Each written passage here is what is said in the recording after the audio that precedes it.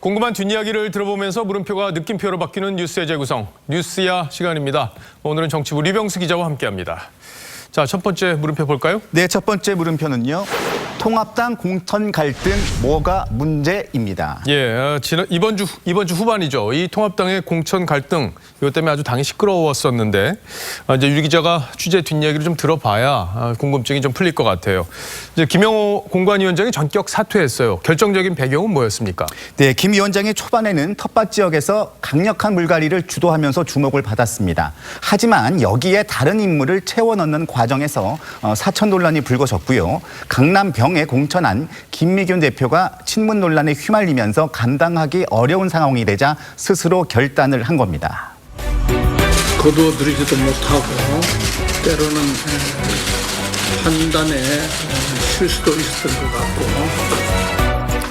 자, 구체적으로 어떤 지역에서 문제가 된 겁니까? 네, 대표적인 지역이 김 위원장이 5선을 지낸 부산 지역과 통합당의 강세 지역인 서울 강남권과 TK 그리고 강원 지역입니다.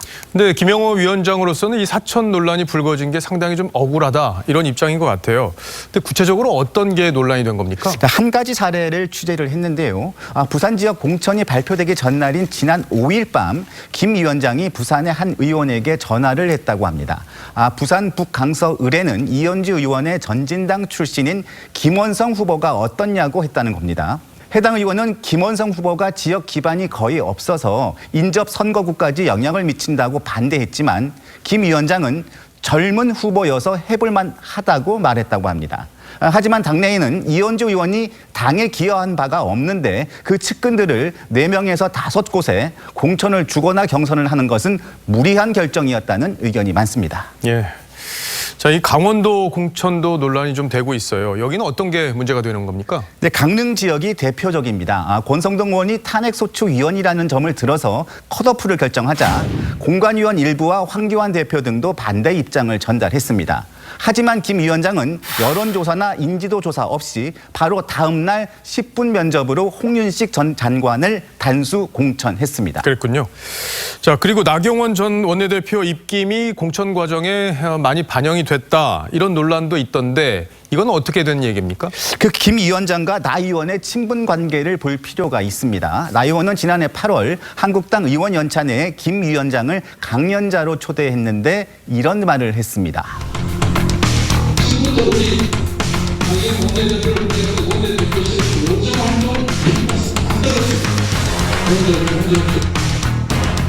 나 의원은 의원 성적표에 기타 원내대표들이 A, B, C로 평가한 것과 달리 개개인에 대한 장점과 단점을 상세하게 작성했다고 합니다. 특히 본인과 패스트트랙 정국을 함께한 원내 부대표와 정책위 의장단 의원들에 대한 평가를 후하게 줬다는 후문인데요. 수사 대상인 분들은 앞으로 공천 과정에서 가산점이 있을 것이다.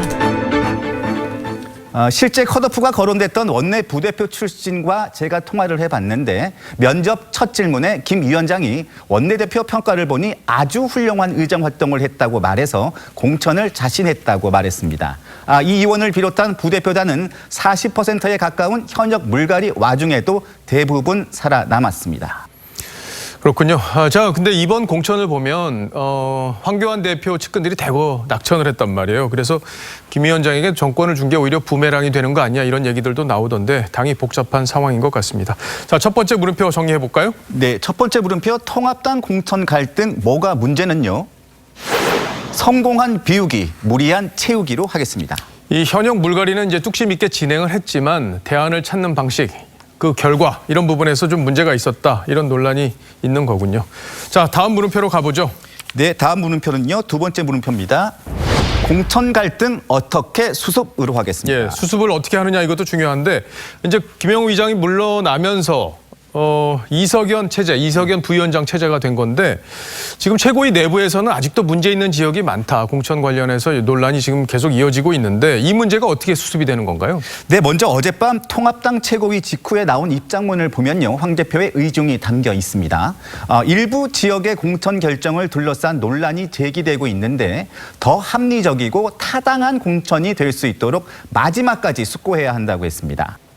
결국에는 이제 문제가 있는 지역에 대해서는 공관위가 재고를 해야 한다 이런 입장으로 볼 수 있겠네요. 네, 맞습니다. 실제 제의 요구도 쏟아지고 있습니다. 안동 예천에 공천된 김형동 변호사는요, 박근혜 파면 주장 칼럼과 문재인 대통령 당선 축하 칼럼을 썼던 사실이 알려지면서 논란이 되고 있습니다.